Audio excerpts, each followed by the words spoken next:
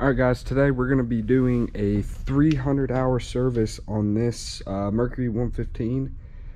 We're going to walk through the steps of the 300-hour service because it includes a few more things, changing spark plugs, water pump.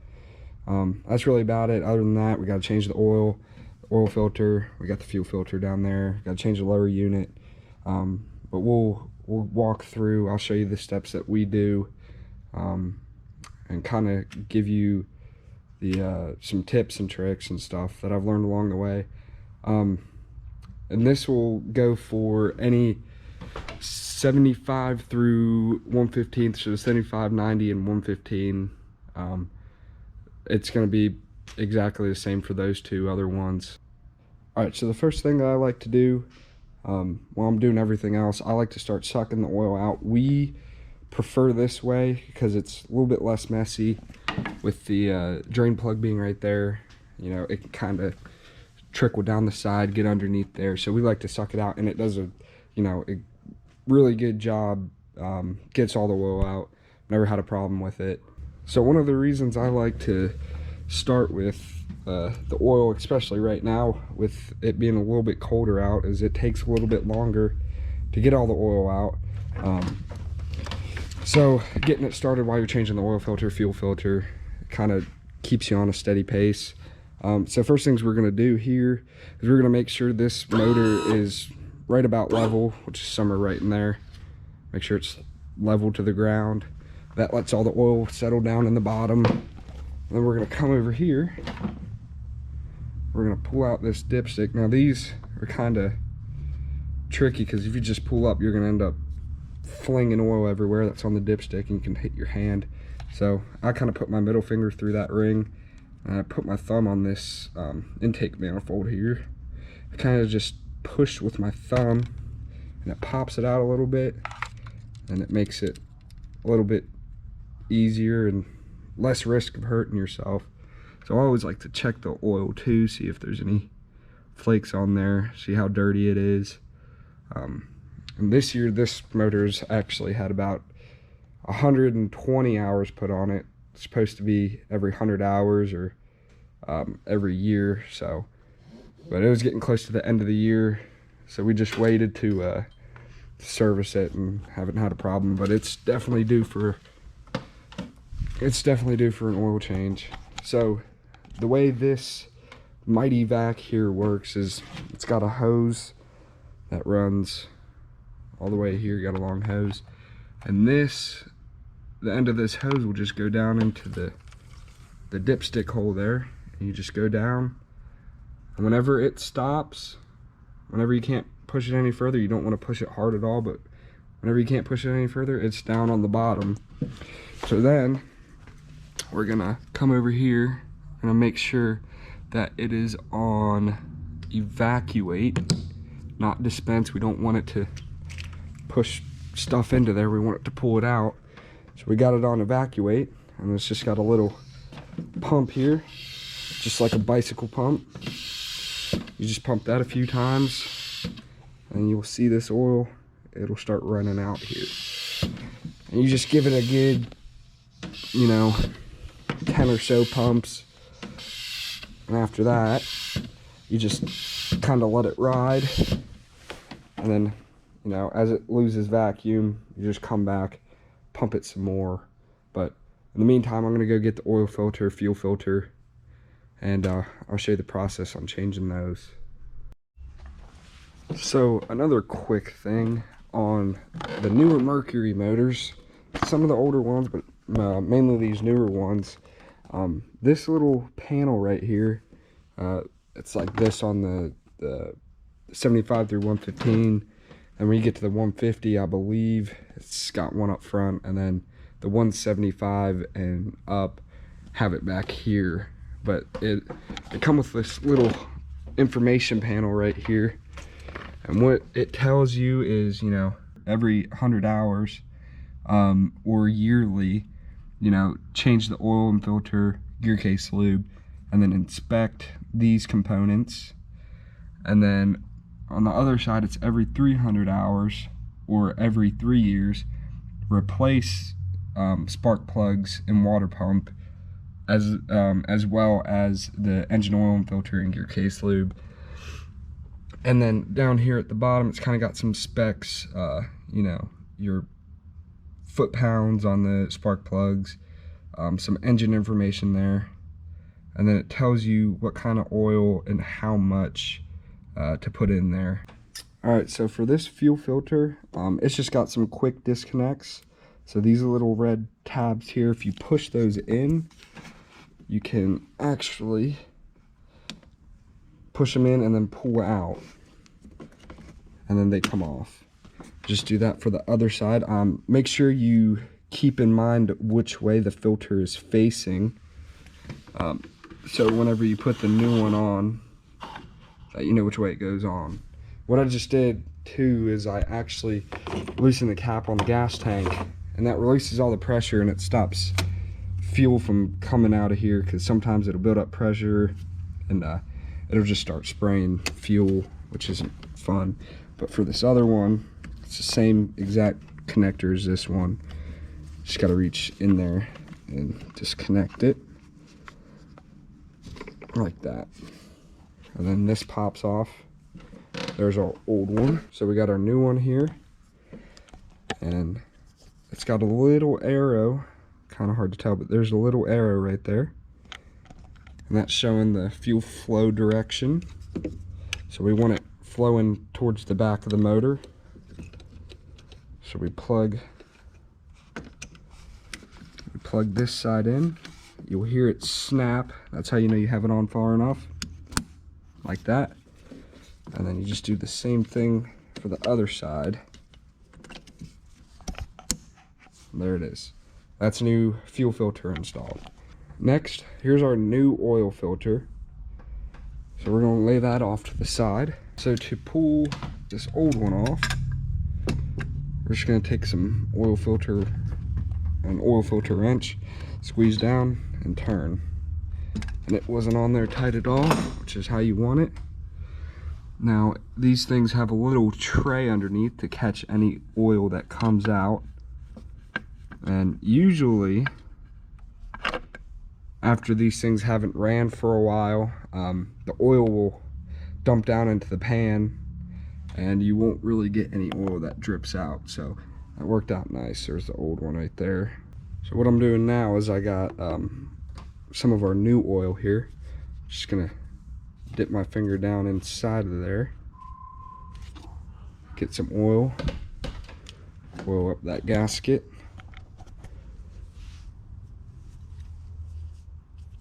Make sure it's nice and lubricated. Now some people will use grease, and I would say that's okay, but I've seen, and when I went to school, that grease will actually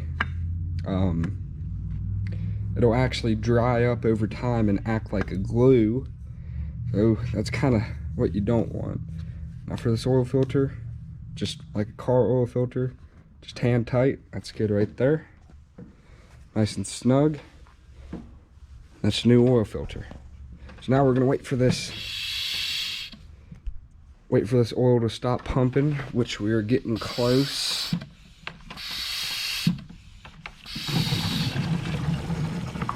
So we've reached the end of our oil pumping. You can tell because it's making a bunch of noise at me. So I like to give it a few extra pumps just to make sure there ain't no more pockets in there, and then kind of wiggle it around. And then pull this hose out. I always keep a rag because the end of it is very oily. Just wipe off the end of this tube. So just to show you guys, because some people they don't like the fact that you can suck the oil out, and they're like, oh, you gotta use a drain plug. But just to show you guys, I'm gonna crack this drain plug. Got it cracked. I'm gonna unscrew it, about a turn, and we ain't got nothing coming out. So next, after we have all the oil drained, we got our new oil filter on, fuel filter on. We can actually go ahead and fill this thing back up with oil. which we're gonna do here. So this thing holds 5.5. It uses 10W30. It's Mercury oil. That's all we put. We use branded oil and motors. So for Yamaha, we'll use Yamaha oil, and then for Mercury, use Mercury. So this thing takes 5.5 quarts. So we're just gonna pour in 5.5 quarts. Gotta put the dipstick back in. You don't have to, but good practice. That just feeds back down into that hole right there. And we'll continue pouring oil in. So now I got the oil in. Where I'm gonna let that funnel sit there for a while, kind of just drain down in there. But in the meantime, I'm gonna go get some spark plugs next door. Actually, right here, here's another sticker right next to the spark plugs. It tells you right there at the bottom what spark plugs you need, and their gap and all that. So I'm gonna go get some spark plugs and then we'll go over that. Okay, so our next task is spark plugs, which are pretty straightforward. This is just a 4-cylinder, 2.1 liter 4-cylinder, and it's just got these plug wires that pull off. They're numbered, and then you got the plugs that sit up in there. So if you just remember which ones, you can do these one at a time. You can do them all together. I like to do them all at a time. So you just pull these out. You know, you got number 1 cylinder, number 2, number 3, and then 4 is down here. So we'll just pull off all of these wires. This is just like changing spark plugs in a car, except this bottom one, it's a little bit more involved. So we got our new spark plugs here. These are NGK ZFR5Fs. That's what this motor takes. And they take a 5/8 socket. So we got our ratchet with our socket on there, and this just feeds up into there. Just slide it on. So you get it on there, and then you just pop it. After I pull these out, I always like to inspect them for some damage, kind of look at what color they are, see if maybe it's misfiring, or if it's too rich, stuff like that. So these are pretty worn out. Definitely time to change them, but they still look pretty good. Don't see any problems with them, no cracks or anything. I always check the ceramic on there too, which it looks good. So I'm just gonna pull out the rest of these, and I'll show you the process of getting that bottom one, because like I said, it's a little bit more involved, but I'll pull out these two and then I'll come back. All right, so for this bottom spark plug, getting the plug wire off is a little tricky. We have a pair of wire pullers, so these kind of just clamp around the wire. To get the spark plug out, like I said, it's a little bit more involved. And what really makes it easy is I got this Mac Tools. I got a Mac Tools set of spark plug sockets, and this one is on a swivel, so it makes it super easy to get up under there, because it's up in there at an angle. It's not straight on, so you kind of got to feed the whole wrench down in there. Got it on there.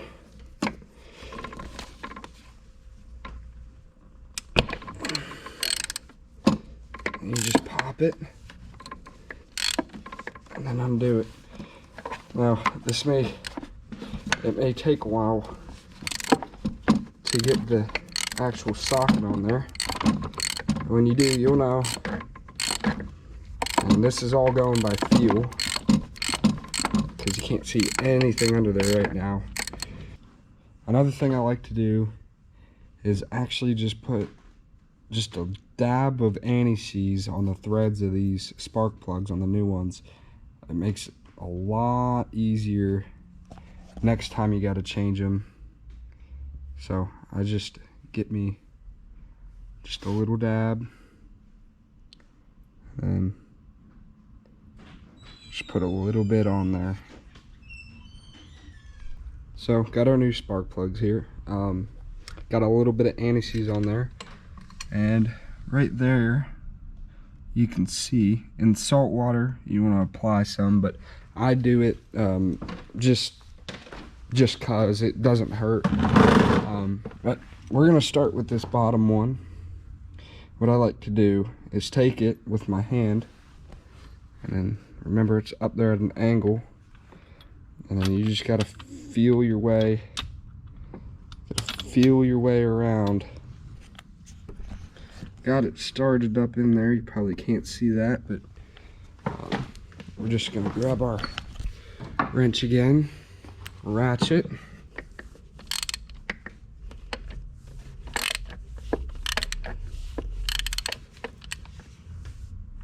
so we got it tight, or we got it close to being where we want it. So it's tightened up a little bit, and we're just kind of gonna just snug it on there. Don't want to get out of control with it, but just make sure it's snug. You can kind of feel these spark plugs seat a little bit, so you'll feel them tightening up, and then it'll just come to kind of a stopping point, and then you know you're good. So then now I'm going to take my spark plug wire pullers here, and actually first I'm going to get this over the spark plug. Well, this is the second worst part, is getting this back on. They kind of pop on, but I got it on, and this is where these come in handy.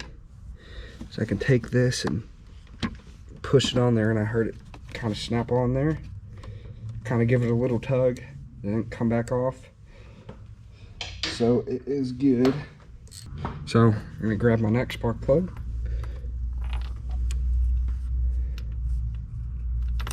It's better to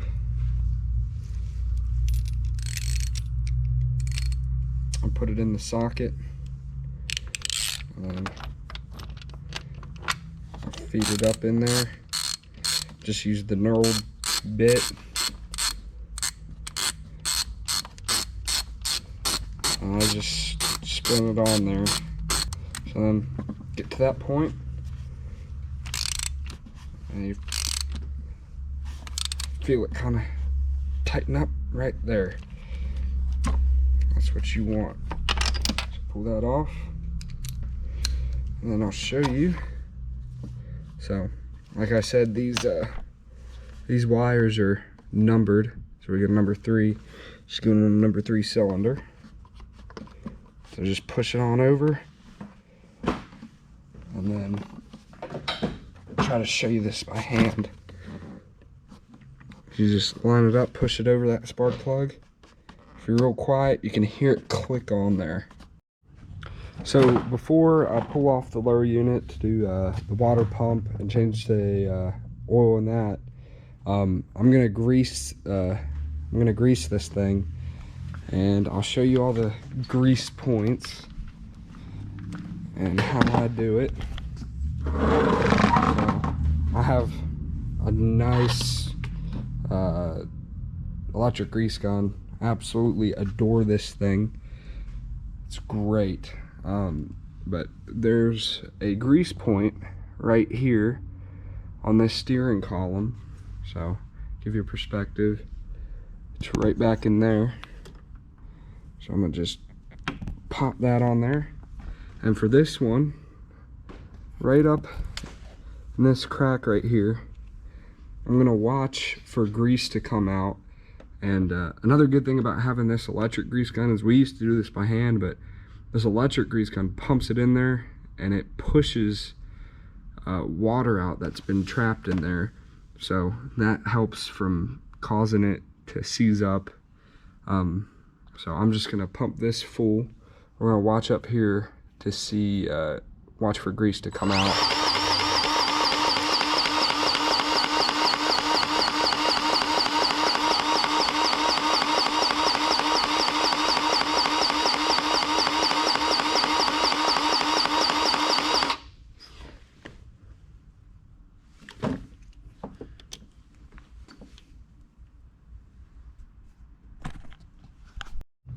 So pumped it full, and I'm trying to get an angle for you guys, but right back in there, grease started coming out, so that's what we were looking for.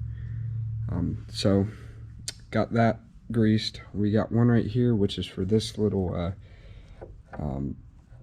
motor lock, which isn't super necessary, but I always like to get them just because they're there. So got the grease coming out there. Pull that off. Then we'll come up here, and we got one right on the front side of this steering cylinder. So hold that on there.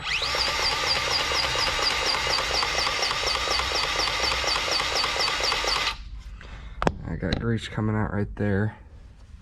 There should be some coming out over there, so I'm gonna give that a few more pumps, and then that's all the ones I know of. There's probably one more, but that's all the grease points that we hit. Okay, so now here comes the fun part. It's not too bad, but it can be a little aggravating sometimes. So we're gonna do the water pump next, and for this we want to make sure that we're in neutral. So we're in neutral there. Go check up on your helm too. But removing this lower unit, it involves 2 of these nuts on each side, and then you got to come down in here under this cover. Down inside there's a bolt that pulls off this trim tab here, and then under that plate there's another nut that goes up through here. So we got to pull off those. So there's 5 things in total to pull off. So we're going to start by trimming it up to about a 45-degree angle, so somewhere in there. That's probably good. And I'm gonna go get all the tools ready, and we'll go through this. All right, so first things first, to take off this lower unit, we're gonna be using a 1/2-inch socket here. I like to use a longer extension on a 3/8 drive, and it goes down into this hole right here, and you kind of just wiggle it around until it locks onto that bolt. So we got this completely off. We're gonna leave that bolt in there. That bolt that holds this on stays inside of the cowling there. So when you take that off, that bolt back there, that's the one we're taking off, and it's tight.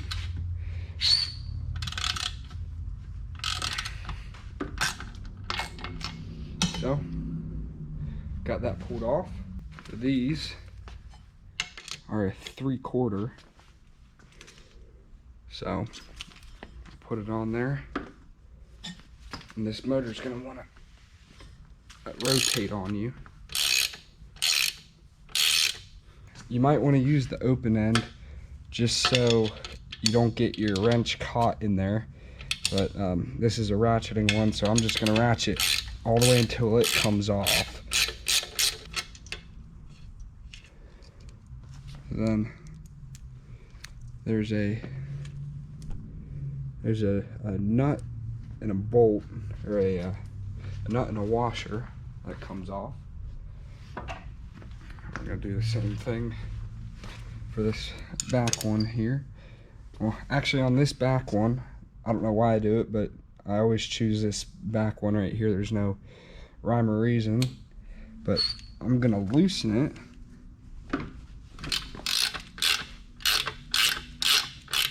I'm gonna loosen it a little bit, about halfway. You'll see why here in a minute. So I got it down about halfway. And I'll show you that in just a minute. I'm gonna go take off the other two on the other side.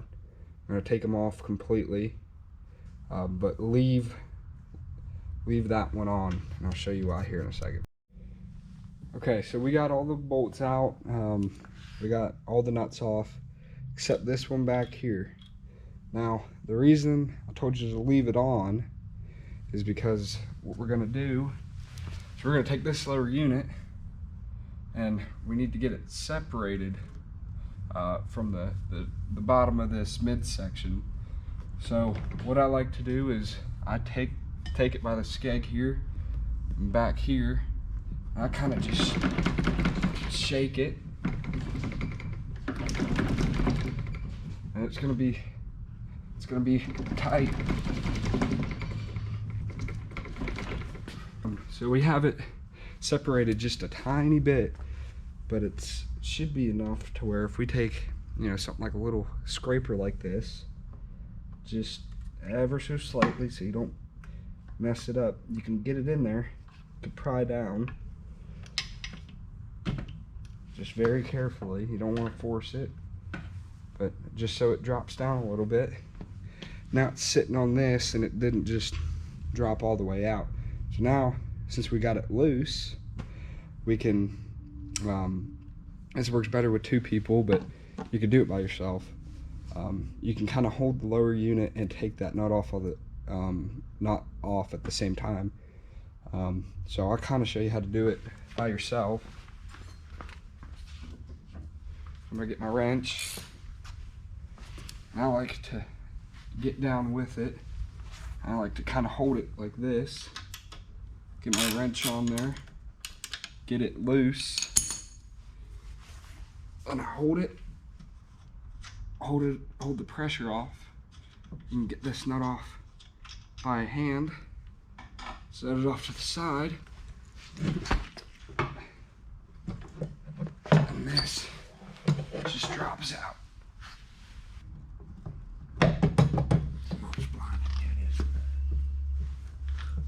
We got to the shifter yet? No, we're way off the shifter.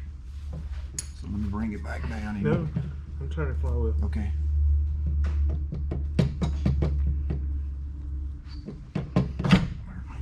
Now the shifter. I need some light. I got it laying up front.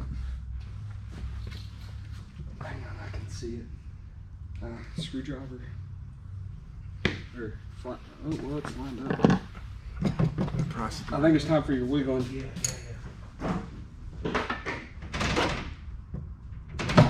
Okay.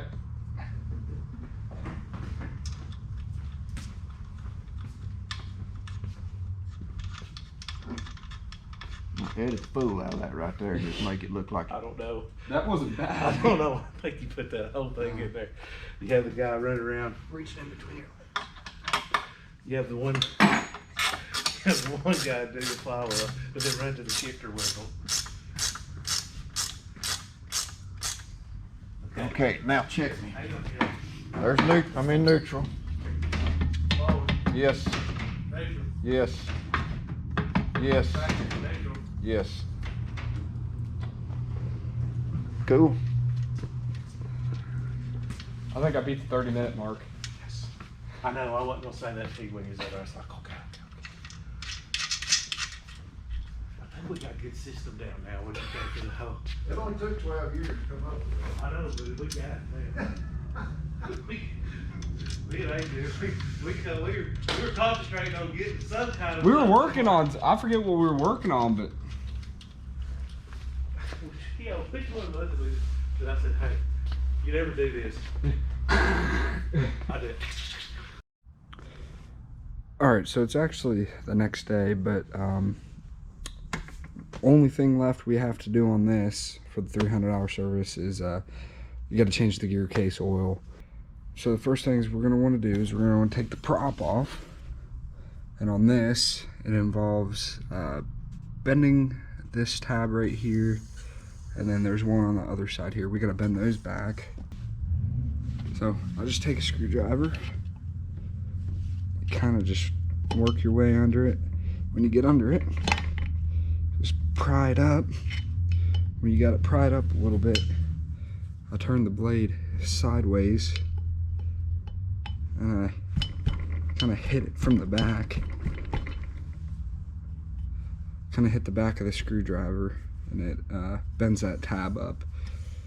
We're just going to do the same thing on the other side here. So just get under it, get it pried up a little bit, turn the screwdriver sideways, and we got those tabs bent back. And then we have an impact here, and it's a 11/16. You just put that over.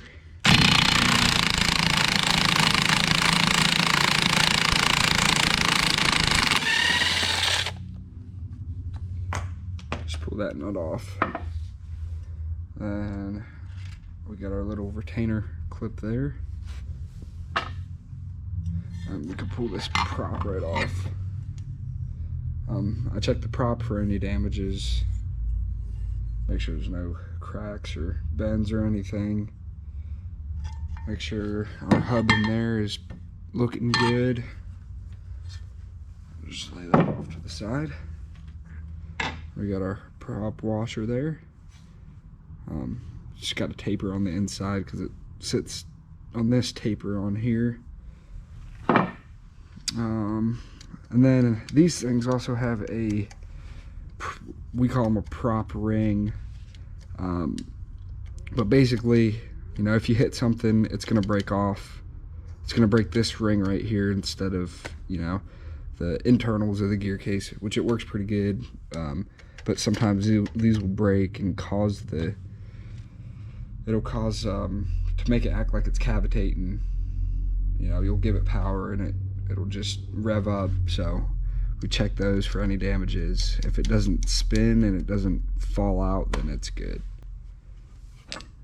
And then to start draining, you're gonna need a 10mm. Down here, we're gonna take that bolt out. So, like I said, it's 10mm. Just put it on there. Now when you're pulling these off, you wanna make sure that little washer comes off with it. Otherwise, it'll get stuck on that surface right there. When you gotta put it back on with a new washer, it'll have two washers on there, and it won't seal correctly. So now that we got that bottom one out, we're going to come up here. We're going to take this one out. It's right above the intake here. So we're going to take out this bolt. To take this bolt out, you just need a flat blade, and you just twist it off. Just take a flat blade and twist it off. And it falls out. Make sure that seal comes off too, and then it's gonna start draining. So we have our two new washers here. They have two different sides. I've never found a particular way of putting them on, if it really matters or not. I always just put them on the way they came off. So this side right here, will be facing out away. That'll seal up against the gear case side, but you just take them and you just push them on there. These are pretty hard, so you don't have to worry about tearing them too much, but you know, still use some caution. And another thing is, when draining this, it makes it a little bit easier to, if you just trim it down some. So trimming it down, it'll help it drain out. Just have to remember whenever we're filling it back up to trim it back up level. So when this is done draining out, I'll come back on and I'll show you how we fill it back up. Alright, so after we get our lower unit drained here, it's time to fill it back up. Now there's a few ways that it can be done. We use this right here. It's a gear case lube pump. So basically this end right here, it'll thread into that drain hole there and pump it from the bottom up. Now they also sell hand pump ones, so you can just pump the bottle and it does it by hand. Now just to kind of give you a little insight on this pump here, we get it from the people that make it, CDI Electronics, and it's basically just an air pump, and it's just got a valve here that turns it on and off, but it comes with a bunch of different fittings.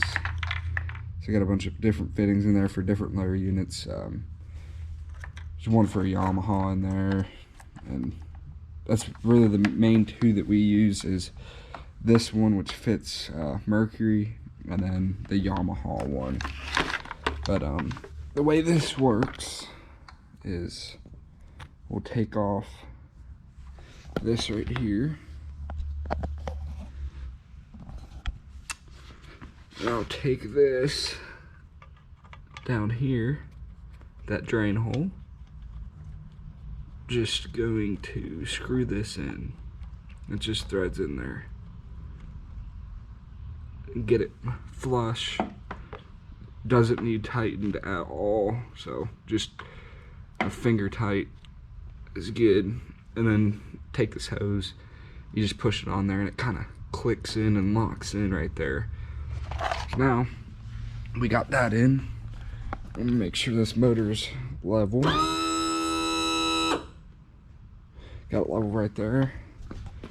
And we're gonna take our handle here and we're just gonna pump it.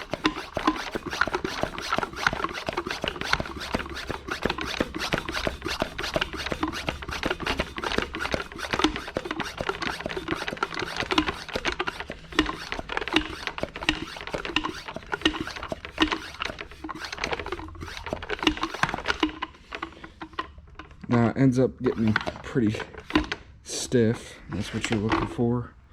So when we got some pressure built up, we'll come over here, we'll flip that switch on. Now it's filling up. So what we're going to be looking for is, we'll know it's full. It'll start running out of this drain hole right here, and we'll just cut that off, and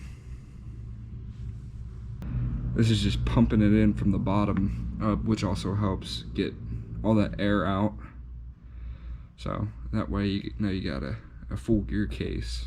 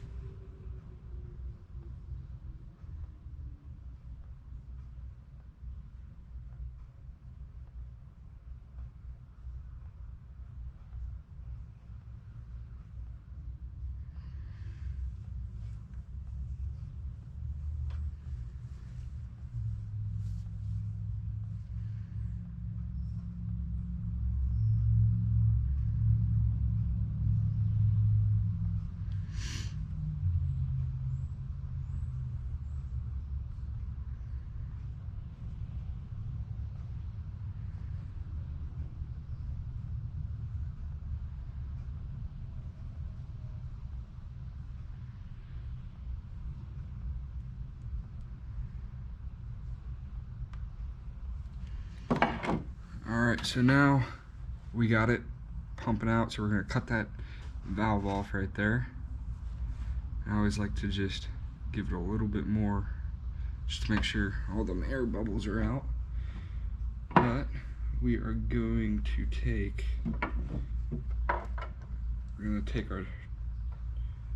our top plug here, and we're just gonna, I like to start it by hand just because it gets very wobbly on the screwdriver. But get it started by hand, and we'll come here and we'll tighten it down. Just give it a good snug. Doesn't need to be absolutely crimped down, but nice good snug. And then we'll take a rag, we'll clean this off.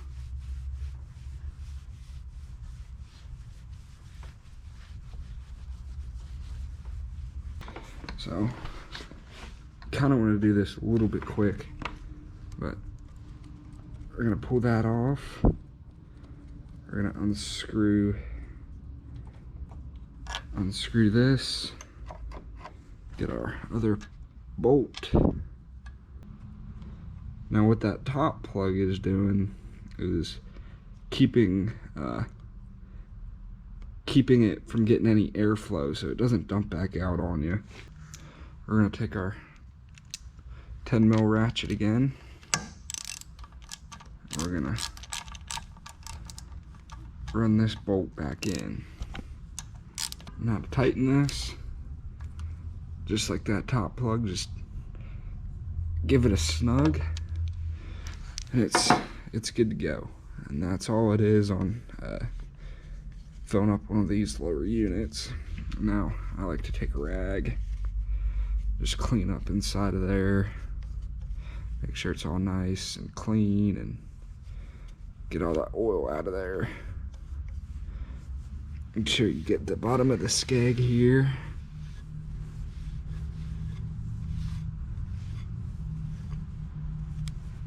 Wipe off the side one more time.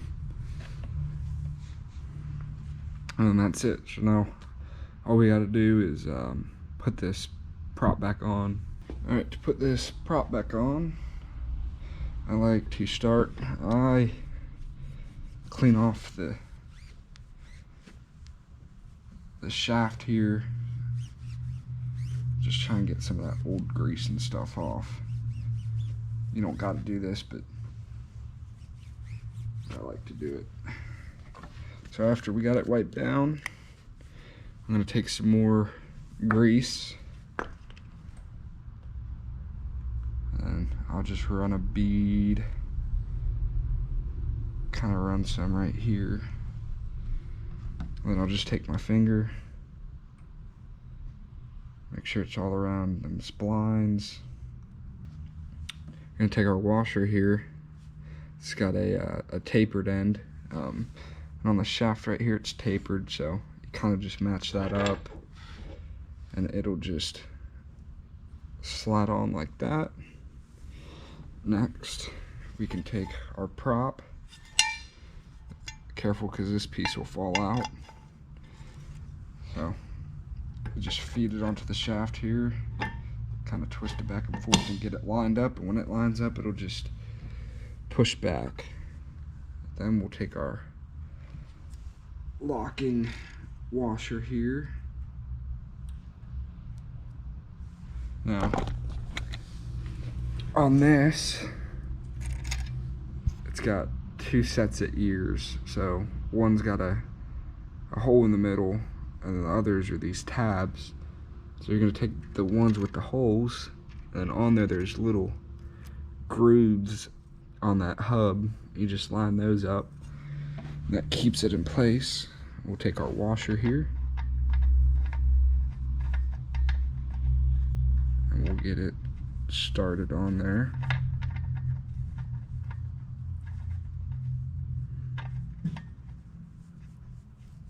So we got that started on there.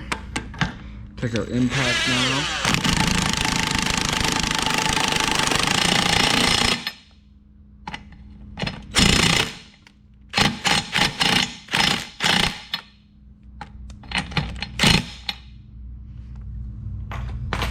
now with this washer, or this nut here, that other set of tabs on that lock washer, you want it to line up with a flat surface on that nut,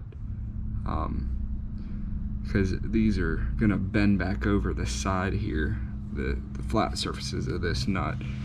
So after we get those lined up, I'm gonna take a screwdriver or something, get it behind there, push those tabs down some just to get them started. So now I'm gonna take a pair of pliers. I'm gonna grab both of those ears there. I'm just gonna pull them down. Kind of switch sides, and then now we got them flat along that surface there. So after we finish that, that is a 300-hour service on a Mercury 75 through 115.